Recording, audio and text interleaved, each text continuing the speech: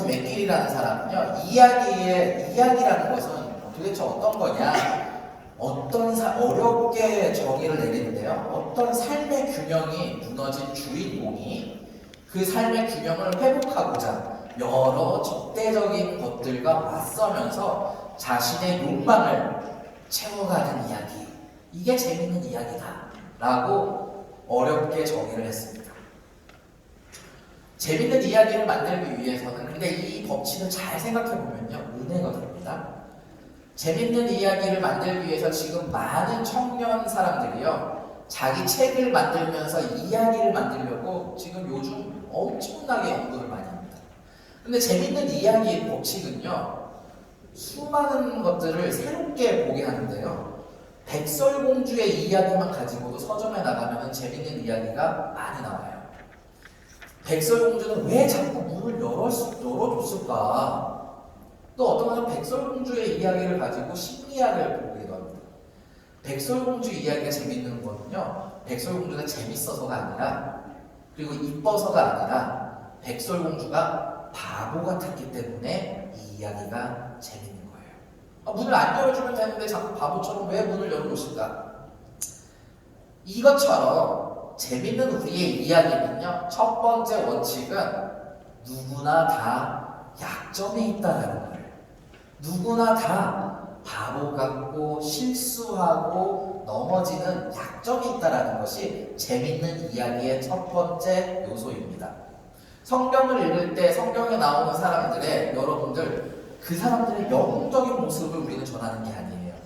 약점이 있는 어떤 성경의 인물이 하나님의 동행하심과 능력 주심으로 어떻게 살아나는가, 하나님 말씀이 주인공이지 그 사람이 주인공이 아니라는 겁니다.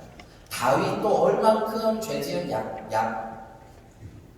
죄인입니까? 예레미야는 얼마나 연약합니까? 수많은 첫 번째 재밌는 이야기의 법칙은 약점이 있다. 근데 이 이야기를 보면요, 우리의 모습과 똑같아요. 우리는 다 약점이 있습니다. 그런데 두 번째는요, 약점이 있어서 포기하는 이야기는 재미가 없습니다. 약점이 있지만 뭔가를 이루고자 하는 목표가 있어요, 이야기에는. 자, 파랑새 이야기의 목표는 뭡니까? 치르치르가 희망을 찾아서 파랑새를 찾는 것이 목적이지요. 또 오즈의 마법사는 어떤 목표가 있습니까? 집으로 돌아오는 게 목표지요. 모든 이야기는요, 결국에는 어떤 목표가 있는데요, 이것을 보면요, 우리에게는 이루고자 하는 소망이 있고 희망이 있다는 이야기로 들어갈 수 있습니다. 노아의 희망, 삶의 목적은 무엇이었습니까? 다윗의 삶의 목적은 무엇이었습니까? 그리고 나사로나 아니면은 삭개오의 삶의 목적은 무엇이었습니까? 여러분들이 이야기 성경 공부를 전할 때, 아니면 여러분들이 성경 말씀을 볼 때 이런 이야기들의 요소를 가지고 보면은 아이들도 재밌어 할 뿐더러 여러분들 개인적인 성경 공부도 될 수 있습니다. 이게 재밌는 이야기의 세 번째 법칙은요, 아무리 우리가 뭔가를 하려고 해도 적대 세력이나 방해자가 있다는 겁니다. 드라마에서요, 주인공이 승승장구하면요, 재미가 없어요. 주인공을 항상, 드라마 보면요, 주인공을 항상 괴롭히는 악역의 역할이 나옵니다. 그래서 정말 악역을 잘하는 사람이 실제로 마트에서 보면 아주머니들이 막 욕하고 막 미워하고 막 그런다고 해요. 그 정도로 어떤 재밌는 이야기는 강력한 악인이나 강력한 방해를 만들어 놓는다는 겁니다. 근데 이런 재밌는 이야기가 우리의 인생과도 같습니다. 우리의 신앙생활도 같아요. 우리는 아무리 잘하고 희망을 가지고 소망을 가지고 있지만 늘 적대 세력과 방해에 부딪힌다는 겁니다. 근데 재밌는 이야기는요, 이거를 한 단계 이겨내려고, 두 단계 이겨내려고 노력하는 가운데에 누가 있습니까? 조력자가 있다는 거죠. 이것이 재밌는 이야기의 목적입니다. 흘러가는 순서입니다. 여러분들 한번 오늘 거를 보면서 이 정말 모세의 이야기와 다윗의 이야기와 예레미야, 삼손, 예수의 이야기를 누구나 약점이 있구나. 설사 예수의 이야기라도 예수님도 어떤 약점이 있었을까? 예수님 시험 받으시면서 또 겟세마네에서 고통받으면서 이 잔을 피하고 싶습니다 고민하셨던 인간으로서의 그 진짜 인간으로서의 그 고통, 방해하는 세력들, 하지만 하나님 나라를 전하고자 이 땅에 오셔서 이루고자 하시는 희망, 이런 모든 이야기 이론으로도 성경이 해석이 되고 이해가 되는 겁니다. 제가 여러분들이 또 아이들과 나누면서 성경은 다 연결되어 있다는 겁니다. 제가 보면서 깨달은 거는 성경은 첫 번째로 보는 이야기구나, 성경은 두 번째로 먹는 이야기구나, 세 번째로 성경은 움직이는 이야기구나. 제가 발견한 세 개의 키워드는 이 세 가지입니다. 성경은 어려운 책도 아니요, 공부하는 책도 아니요, 정말 처음에는 우리가 보지 못하는 것들을 보게 하는 이야기가 있다는 겁니다. 처음에 창세기에 빛이 있으라라는 이야기, 빛을 만드셔서 정말 사람이 깨어났을 때 볼 수 있는 낮을 만드시고 사람을 활동하게 하셨어요. 그리고는 시편을 보면요, 주님은 나의 빛, 나의 등불이라는 이야기가 나오고요. 그리고 오늘 나오셨네요. 의도하지는 않았지만 장로님이 가장 놀라운 바디메오가 눈을 뜨는 이야기.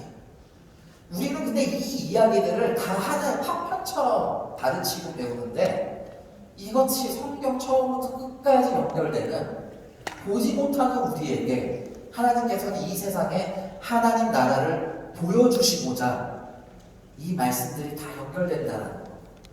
이렇게 될 때 저는 감탄을 금치 못합니다. 두 번째는 먹는 이야기가 있어요. 제가 이렇게 덩치가 좋고는 성경은 먹는 이야기입니다 하면은 제 아내가 제발 어디 나가서 먹는 이야기 좀 하지 말아요 합니다. 근데 제가 보면요, 정말 성경은 우리가 먹는 이야기예요. 우리가 배고플 때, 굶주릴 때 먹여주시고요. 엘리야가 모뎀나무에서 결국에는 죽고 싶어서 넘어졌을 때 하나님께서는 뭐 사람을 보내셔가지고 물과 떡을 놓고 가시고, 까마귀를 통해서 먹을 것을 먹여주시고, 잔칫날에 마실 게 없을 때 포도주가 떨어지면 물로 포도주를 만드셔서 보내주시고, 그리고는 그 예수님 자기 독생자 아들을 우리가 먹는 떡과 포도주로 이 땅에 보내주는데, 그것도 어디에 보내주십니까? 베들레헴 해서 빵집에다가 보내주셨어요. 그리고는 이것을 기념해서 이 내 살을 먹으라 하고 우리는 지금도 성만찬을 거행하고 있습니다. 성경은요, 처음부터 끝까지 우리가 먹고 살아나고 함께 먹는 이야기로 연결되어 있다는 거예요. 이런 아이들을 보면은 이 아이들이 이런 선을 발견했을 때 새롭게 성경이 또 보이게 되는 겁니다. 세 번째는요, 아이들은요, 움직이고 살아나는 이야기를 좋아하고 성경은 이렇게 돼 있어요. 성경은요, 잘 보면요, 아까 제가 전했던 파도 이야기 있죠? 예수님이 어디에서 뭐하고 계셨습니까? 배에서 누워서 잠자고 있었죠. 히브리 성경 구약에서 누워있다, 잠자다라는 건 죽음을 의미합니다. 그런데 예수님께서 어떻게 하셨습니까? 배 위에 서셔서, 성경을 보면은 배 위에 오르셔서 서셨다 라는 구절이에요. 우리는 이 구절 그냥 지나갑니다. 그런데 성경의 이야기는요, 누워있던 사람이 일어나는 이야기가 굉장히 많이 나와요. 나사로 이야기도 있고요, 또 야이로의 딸도 있고요. 이런 움직이는 이야기, 성경은 우리를 살리는 이야기를 전하고 있습니다. 아이들도요, 죽어있는 화면, 죽어있는 게 아니라 장난감만, 플라스틱 장난감을 좋아하는 게 아니라 아이들은 여전히 동물과 실제 움직이는 것들을 아이들은 더 사랑하고 좋아합니다. 이게 우리의 모습이에요. 이런 성경을 이야기, 움직이는 이야기를 보면요, 내가 지금은 너무 영혼이 침체하고 누워있어도 이 성경의 이야기를 보면 다시 살아날 수 있구나. 오, 늘 다시 살아날 수 있구나. 때로는 우리는 너무 기술적이고 설명하는 이야기를 많이 하는데요. 제가 또 다른 이야기를 여러분들에게 전달하고자 합니다.